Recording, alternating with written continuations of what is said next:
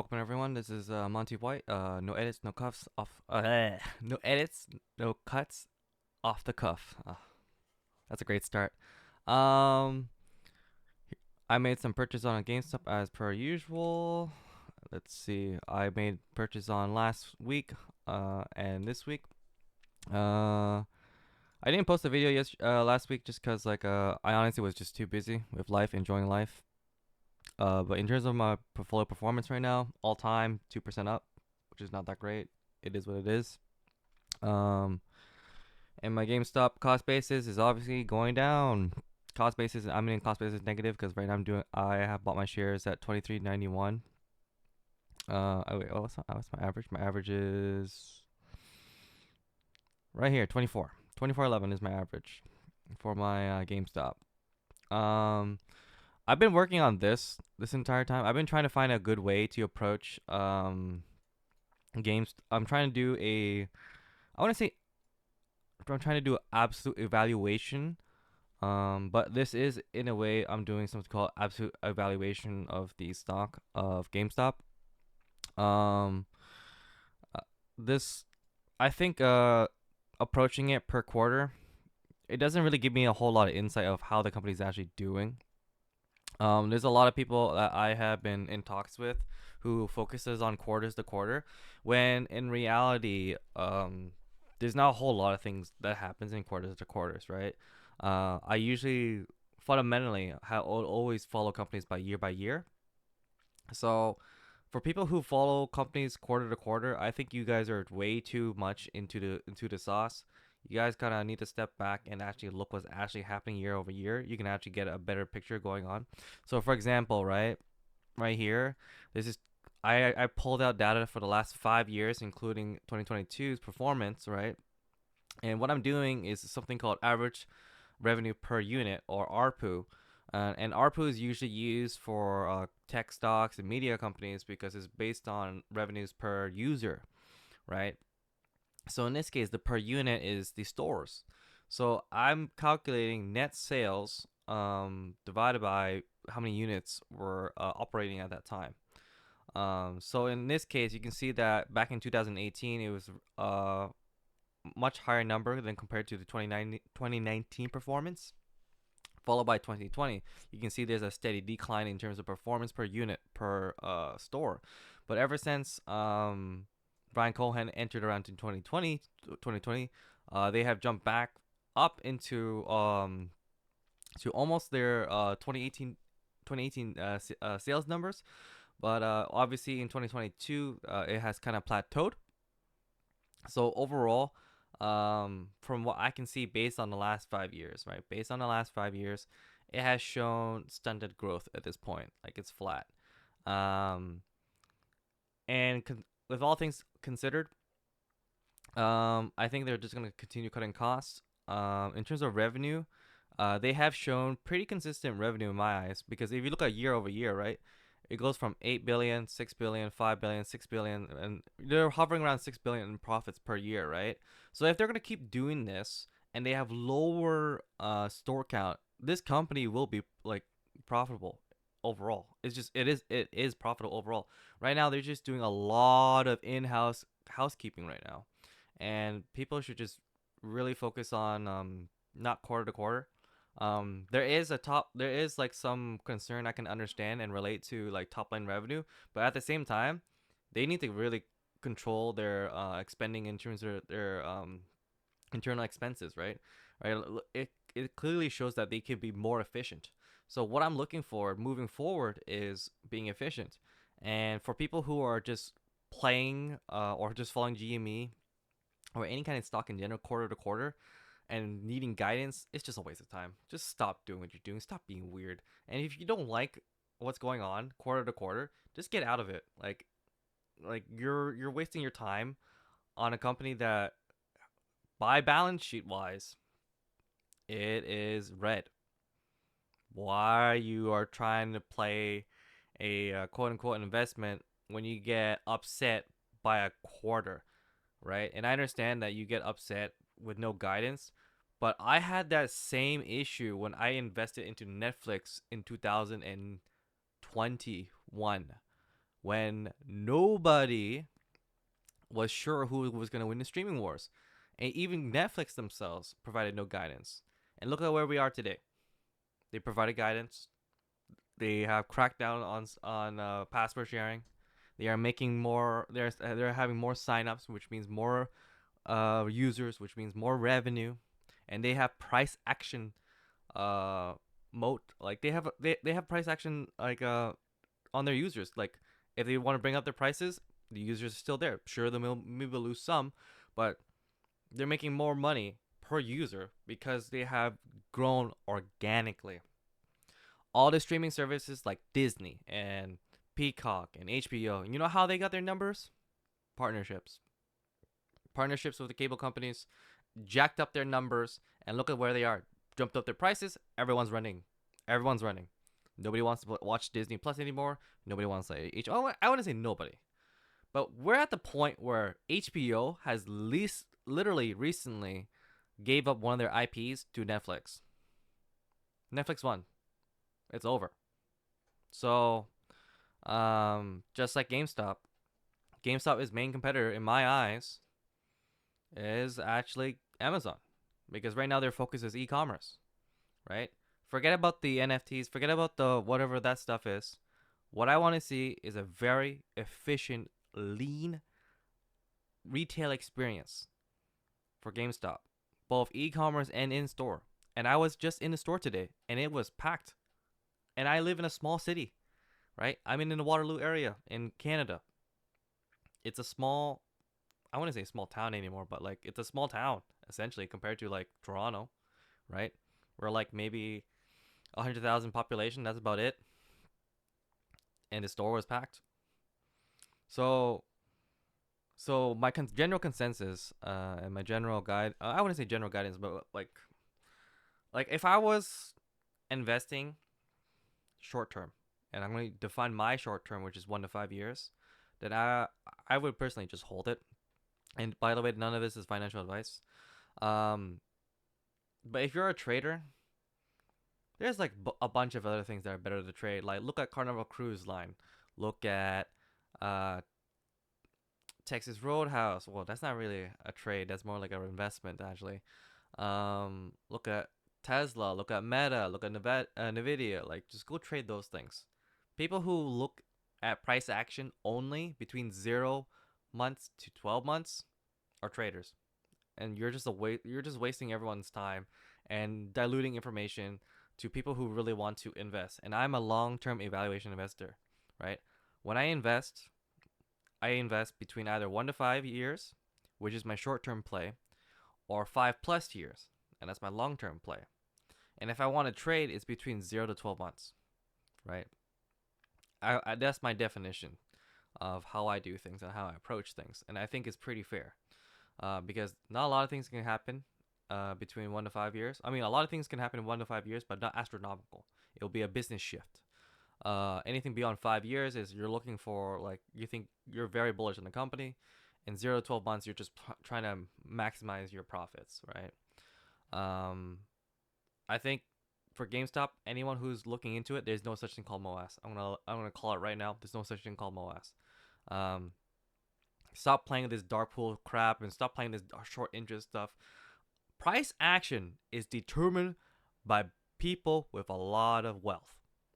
Retail investors have no say in this. So all those people who are disgruntled and just being angry on the internet and trying to find validation for your stupid ideals, you're wasting your time. You're better off in taking that money, run it, and increase your social credit value.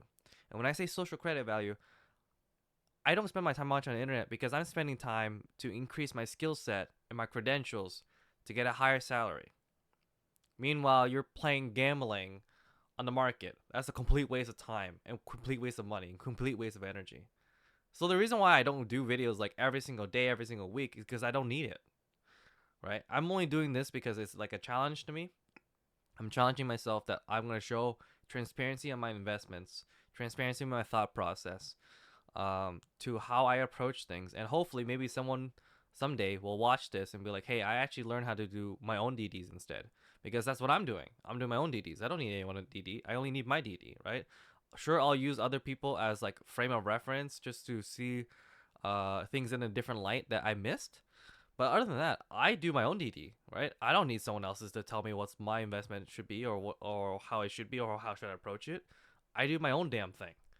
So if there's anything I can say and stand on, I'm a super retail investor because I'm doing my own thing, right? And I would say I have pretty high quality of like approach and how I do things, and a healthy approach as well. So anyone who's like chasing off this Mullen crap and AMC crap and whatever crap that's out there that's packaged to you, the retail investor, to take money from, you're dumb. I'm gonna call it right now. That's just dumb money for them to collect from you. Because price action is determined by two people on a table saying, this is how much I think this company's worth. Buy it or leave it. That's what price action is, right? If you're looking price action on a day to day, that's what you're talking about. That's what you're looking for. There's nothing fundamental about it. The reason why you see crazy price action every 3 quarters, or that's right, every 3 quarters, every quarter, is because ETFs are moving their funds because their particular weight on that particular stock on their portfolio is overweight, and they have to sell because due to the rules and regulations on that particular underlying. So all these crazy price actions isn't because of retail, isn't because of DRS. It's because of financial institutes must finish their obligations on whatever they need to do to keep their ETF in line, keep their hedge in line, whatever rule they're doing. Stop trying to play this stupid game of short interest and dark pool and blah blah blah. I never heard these terms. Why? Because I don't care, right? What I'm looking for and buying is owning a business, which I think everyone should approach. When you're approaching a stock, don't think about the price action. Think about the business. If the business does well, you will do well as well. Because the moment that company, for example, Apple, for the longest time, everyone think this company is priced in. Last year, I didn't. It was undervalued last year. Now this year, what's my thoughts? I think it is now fair value, right? And I think it'll be over fair value when it hits 230. So in my eyes, between 180 to 220, it's fair value, right? And this is my intrinsic calculation, right, that I've done in research and myself. So to make it simple, short, for all the disgruntled quote unquote investors, get out. You're wasting your time. Stop trying to play this. Stop using jargon that you don't intrinsically understand. Just use layman. You're investing because you want to make a profit, but you're not happy because it's not going fast enough. I'm not in a rush. I trade every decade. That's how I trade. Yeah, that's it. That's my rant. I will continue doing this spreadsheet. I'll give you a better guidance on what's happening. But so far, in my current calculation, in terms of revenue per unit, of revenue per store, they're going back up compared to a decline between 2018 to 2020, where there's a steady decline. There is now a plateau at $1.3 million per store. But that will change as things move on, and we'll see what happens if what they're going to do about the upcoming stores. They're going to start closing down as well, because they have mentioned it in their quarterly report. They're still focusing on slimming down their business, closing down the Reno, Nevada fulfillment center. There is a upcoming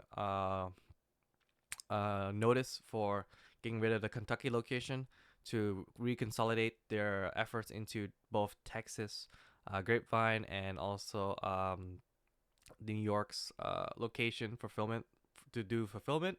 So they're focusing heavily on the East Coast of all their fulfillment centers. So that's what they're doing right now. So I'm not surprised if there's more big real estate being shut down. and also closing on more of European stores most likely. So that's what's GameStop going on. But because of that if their revenue is staying the same, that means their average revenue per unit will just keep increasing if they keep doing this. Because it has shown annually, I'm not looking at quarters, I'm looking at annually. GameStop is pretty consistent in having their net sales about $6 billion. So if they keep playing around this number and they keep going down on stores, cutting down units, cutting down leases, we're gonna look at a pretty healthy e-commerce approach, and then by then we're gonna start seeing possibly maybe new patents, new technologies be involved. Because I'm very looking forward to the player store and marketplace. Because as a person who has profited off Steam, I unfortunately can't pull that money out. Well, I can technically, like I can buy a Valve Index because remember I bought CS:GO container cases for only $50 at that time. That $50 has now grown to $2,000. I'm pretty happy. I have some friends who did the same thing too.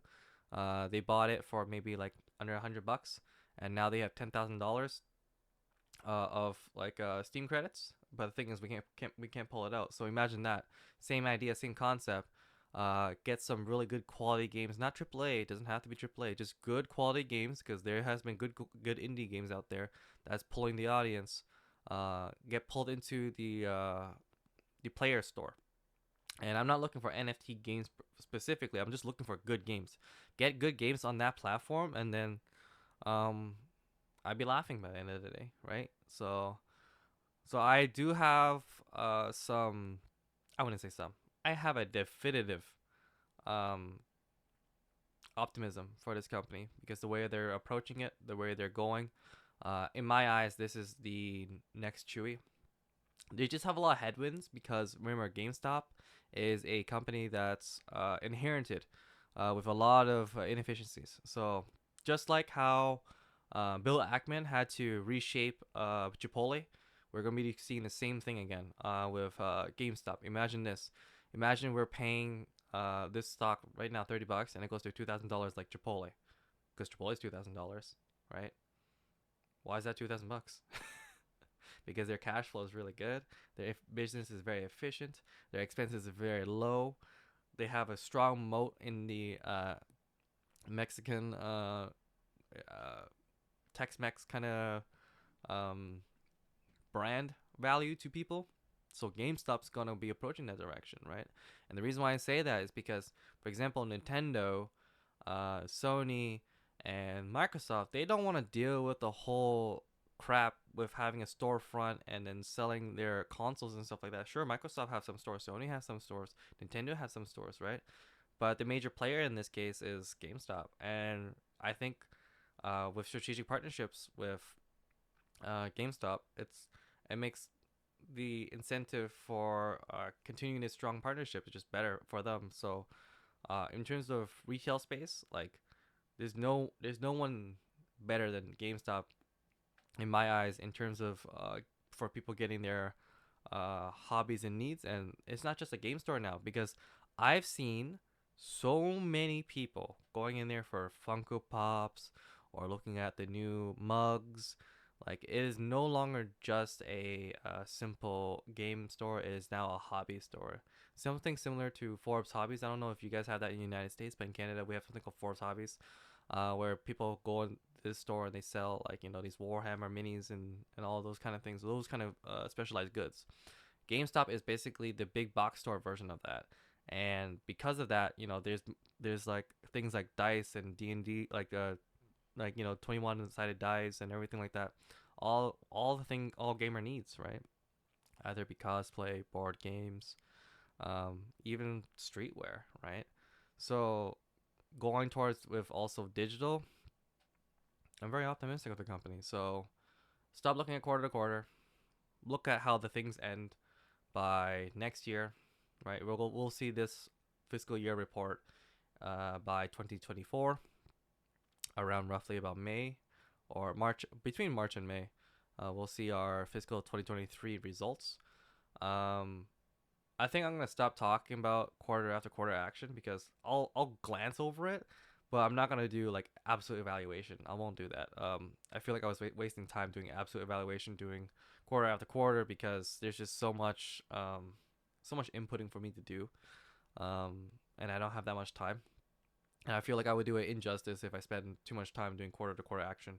So I'll just approach things as what I usually do, which is do by annual basis. And also, Microsoft won the bid in purchasing Activision Blizzard. I called it on my live streams. UK was in the complete wrong on this one, so I'm winning. So just Brett, I told you so. Um, but other than that, thanks for listening. There's nothing too much going on, and for people who are deprived of content and want to listen to more things related to GameStop or anything entertaining relating. I'm not that entertaining. I'm pretty dry. Um, there's a guy on a YouTube channel called Marian's Rants. He does content for GameStop, but also not just that, but just like more uh, entertaining ways to watch the market, right? He's a TA. He's more of a TA person. I'm more of a valuation person. So that's why I direct you guys to him, just because if you're interested in charts and stuff like that, that's not my shtick. That's his thing. Um, and other than that, yeah. So power to the players. Peace.